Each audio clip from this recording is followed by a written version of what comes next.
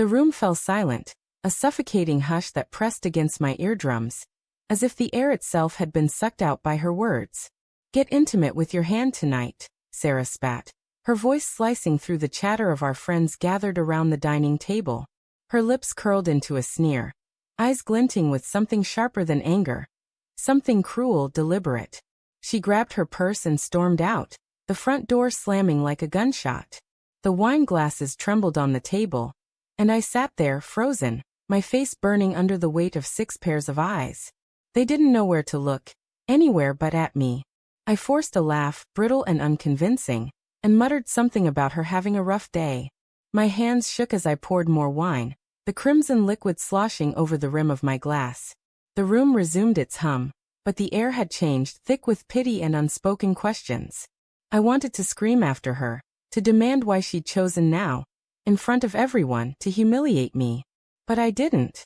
I sat there, swallowing the acid rising in my throat, replaying her words in my mind like a stuck record. They weren't just cruel, they felt like a confession. The evening dragged on, each forced smile and polite nod carving deeper into my chest. I kept seeing her eyes, the way they'd locked onto mine with that strange, defiant spark. It wasn't the first time she'd been sharp with me, but this was different. This was public, calculated, like she wanted to wound me in a way that couldn't be undone.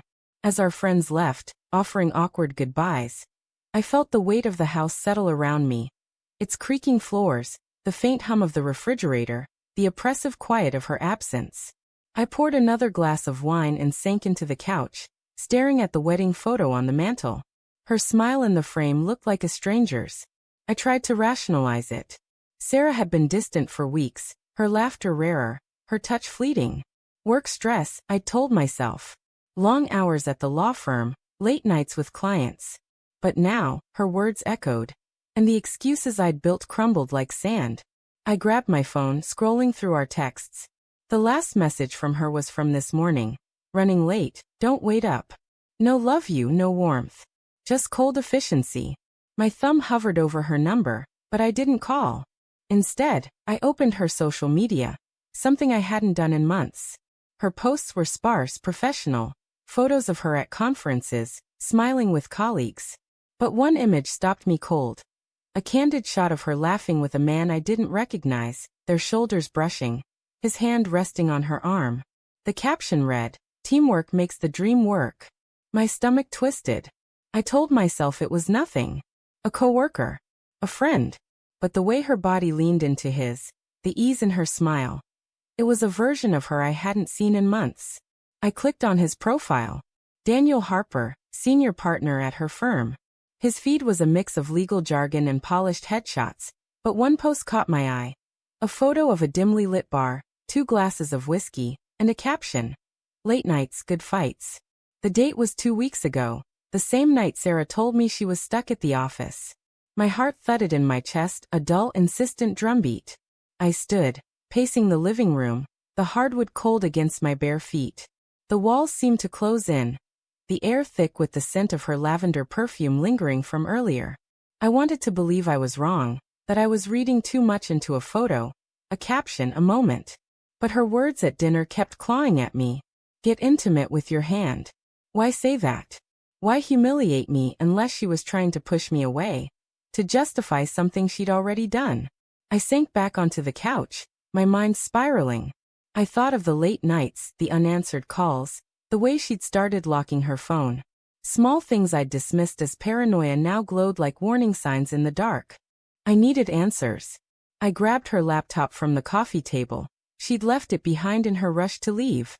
My fingers hesitated over the keyboard, guilt prickling at my skin. This wasn't me. I didn't snoop.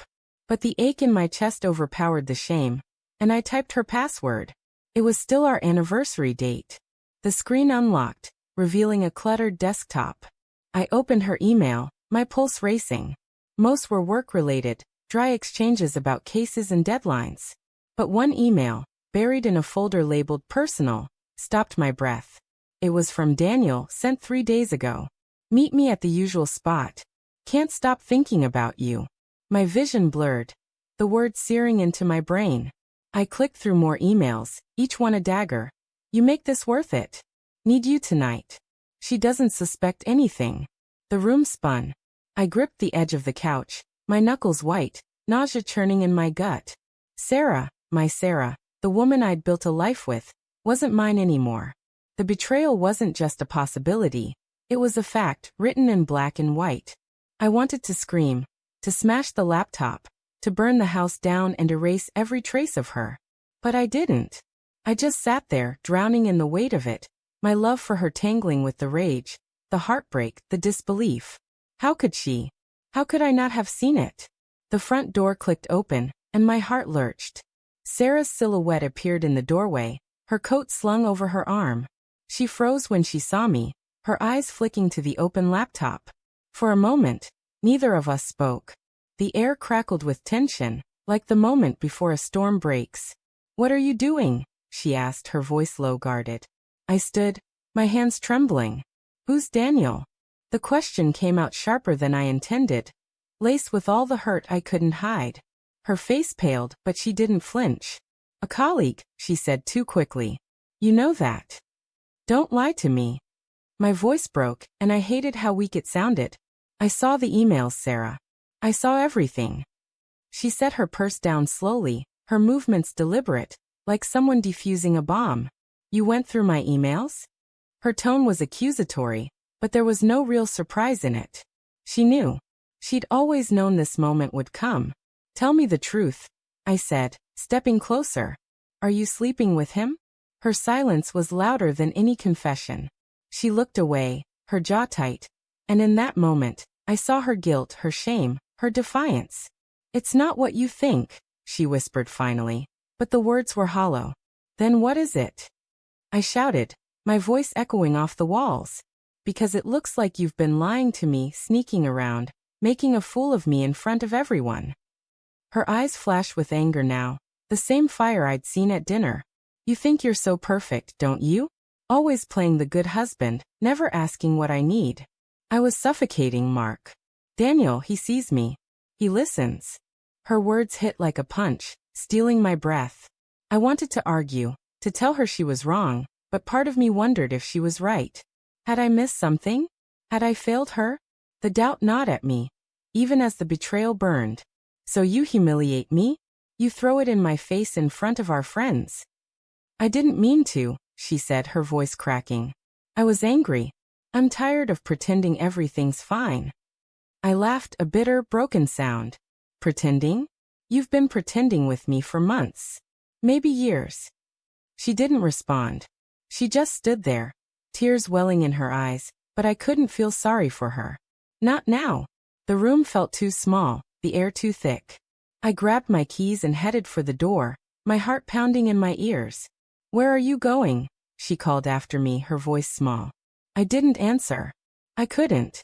I stepped into the night, the cold air biting at my skin, and kept walking, unsure if I was running from her or from the truth. Behind me, the house stood silent, a tomb for the life we'd built. And in that moment, I realized the worst part wasn't her betrayal. It was the part of me that still loved her, even now.